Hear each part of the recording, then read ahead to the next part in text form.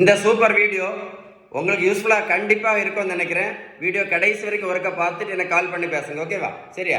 நம்மகிட்ட இருக்கக்கூடிய ஒரு பெரிய மூட நம்பிக்கை, ரைஸ் சாப்பிட்டு நல்லதான், சுகருக்கு மாத்திரை போடுறோம், ரைஸ் சாப்பிட்டா இன்சுலின் போட்டுட்ருக்கோம் அப்படின்னு. அப்படி தானே? நான் ஒரு கேள்வி கேட்குறேன், பதில் சொல்லுங்கள். வட இந்தியாவில் அவங்க ரைஸ் சாப்பிடவே மாட்டாங்களே. வட இந்தியாவில் எத்தனை பேர் சுகருக்கு மாத்திரை போடுறாங்க? எத்தனை பேர் இன்சுலின் போட்டுட்ருக்காங்க? சொல்லுங்கள். இந்த உலகத்தில் சுகருக்கும் ப்ரெஷருக்கும் மாத்திரை மட்டும் சாப்பிட்டதுனால யாருக்காச்சும் சரியாயிருக்கா? சொல்லுங்களேன். இல்லை நடைபயிற்சி மட்டும் பண்ணாதால யாராவது சுகர் மாத்திரை நிறுத்தியிருக்காங்களா? இல்லை யாராவது இன்சுலின் நிறுத்தினாங்களா?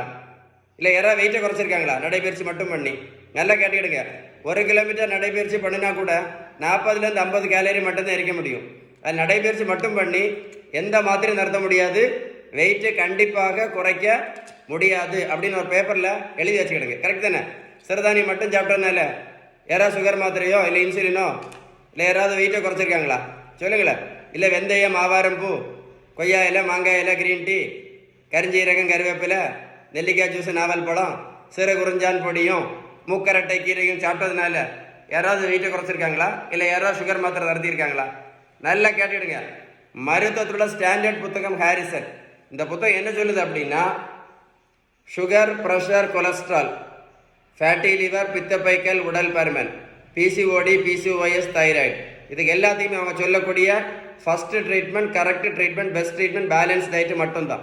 ஏன் அப்படின்னா, நீங்கள் பேலன்ஸ்டு டயட்டு கரெக்டாக ஃபாலோ பண்ணினா மட்டும்தான் இந்த இன்சுலின் ரெசிஸ்டன்ஸ், இந்த அடிப்படை காரணம், இந்த இன்சுலின் ரெசிஸ்டன்ஸ் என்ன ஆகும்?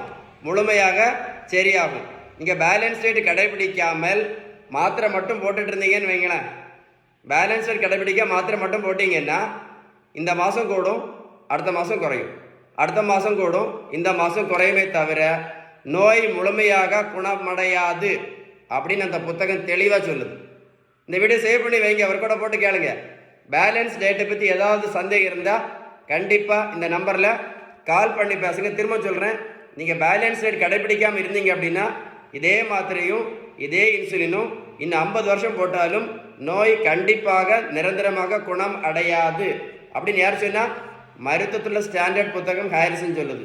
ஏன்னா பேலன்ஸ் டயட்டு ஃபாலோ பண்ணால் மட்டும்தான் நோய் வந்ததற்கான அடிப்படை காரணம் இன்சுலின் ரெசிஸ்டன்ஸை முழுமையாக சரி பண்ணணும்னா என்ன பண்ணணும்? நீங்கள் பேலன்ஸ் டயட்டை கண்டிப்பாக கடைப்பிடித்து தான் ஆக வேண்டும் அப்படின்னு அந்த புத்தகம் தெளிவாக சொல்லுது. வீடியோ சேவ் பண்ணி வைங்க. கண்டிப்பாக உங்கள் ஃப்ரெண்ட்ஸுக்கு ஷேர் பண்ணி கொடுங்க. நிறைய பேருக்கு யூஸ்ஃபுல்லான வீடியோ, கண்டிப்பாக ஷேர் பண்ணி கொடுங்க. சரியா?